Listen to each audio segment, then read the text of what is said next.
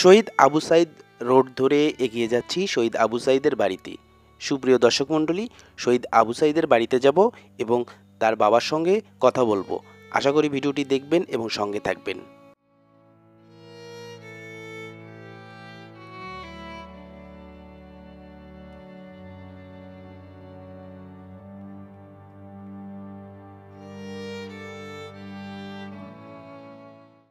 দর্শক মণ্ডলী, আপনারা এখন শহীদ আবু সাইদের সমাধি দেখতে পাচ্ছেন। এই সমাধির পাশেই শহীদ আবু সাইদের বাড়ি।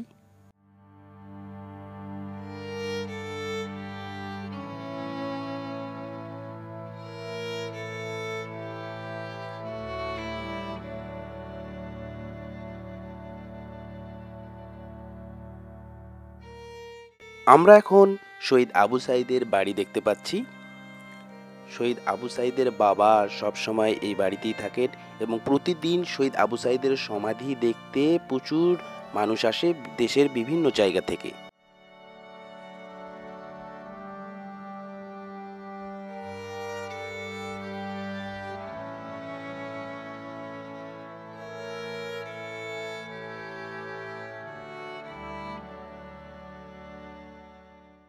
মানুষজন এসে কবর জিয়ারত করে এবং শহীদ আবু সাইদের বাবার খোঁজখবর রাখেন এবং তার পরিবারের খোঁজখবর রাখেন।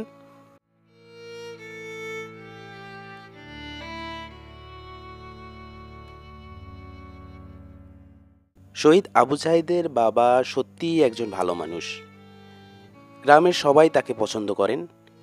দূর দূরান্ত থেকে মানুষ আসেন, তার সঙ্গে কথা বলেন, তার সুবিধা অসুবিধার খোঁজ নেন।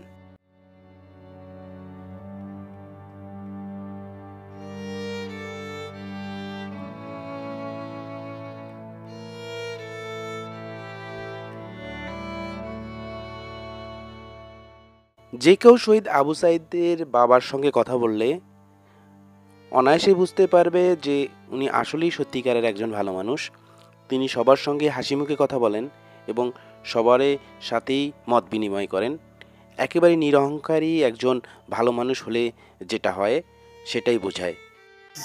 6 জন ছেলে 3 জন মেয়ে। ইনি কয় নাম্বার বুঝেন ভাই? হ্যাঁ, ইনি ছোট, এই সবার ছোট। তার ছোট একটা মেয়ে। মানে আবু সাইদ ভাই সবার ছোট, ভাইয়ের মধ্যে সবার ছোট।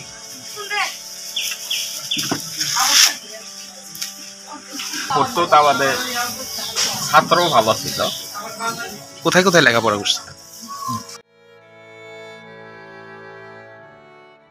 শহীদ আবু সাইদ হাই স্কুল জীবনে খালাসপীর উচ্চ বিদ্যালয় থেকে গোল্ডেন A+ পেয়ে রংপুর সরকারি কলেজে লেখাপড়া করেন। এরপর বেগম রোকেয়া ইউনিভার্সিটিতে ইংলিশে অনার্স মাস্টার্স এ ভর্তি হন।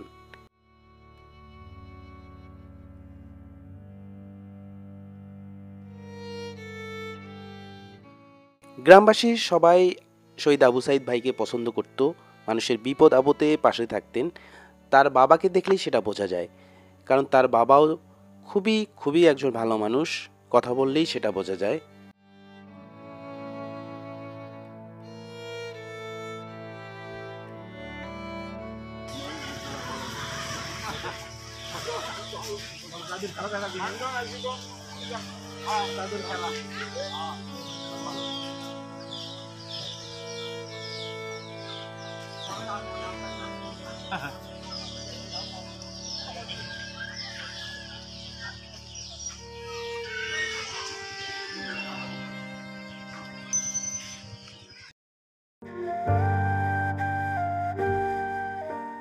সত্যি শহীদ আবু সাইদের বাবার সঙ্গে কথা বললে মনটা জুড়িয়ে যায়।